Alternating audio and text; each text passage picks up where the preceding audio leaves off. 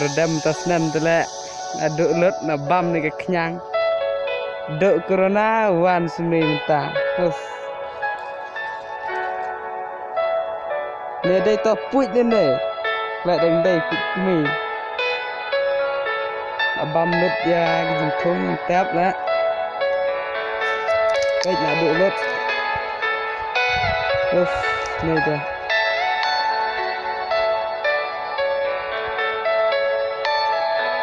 ta snem de mà bam jar redam de ya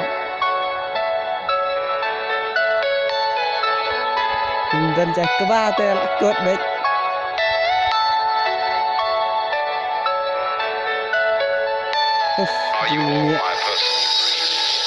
này rập sữa rồi ạ sự êm đất như này berak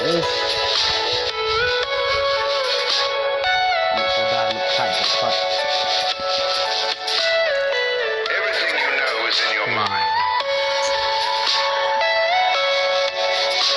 kalau di dok kau tambah senam kerja apa je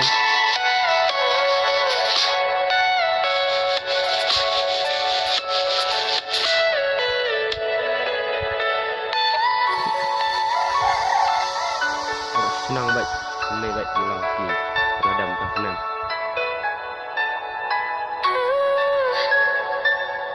Una pak berak senang lang ne. Baik ulang kami baik berak teh nem. Ta tu. Bila nak redam tas nem. Tidak ada wani am. Dalam kami ada agriculture ni tai di dawai sik tai corona. Ni tak kalau dah tu mau jenjar ha. Redam ni susah kot ni redam long kot. Okey. Lah jam ke senam ne tak mentas senam ne pak. Senam ni.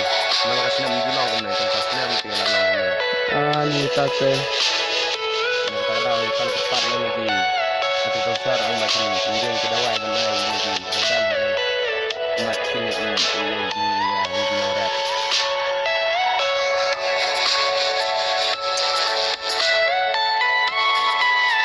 Berasi senang ne tang hune ne pak. berat senang kita senang kita sedang urus barang tentang ini berapa. Ni ta tu. Nom bedal yang ti begini ki barang long gini ki barang saya nak kok di bambu ini berapa.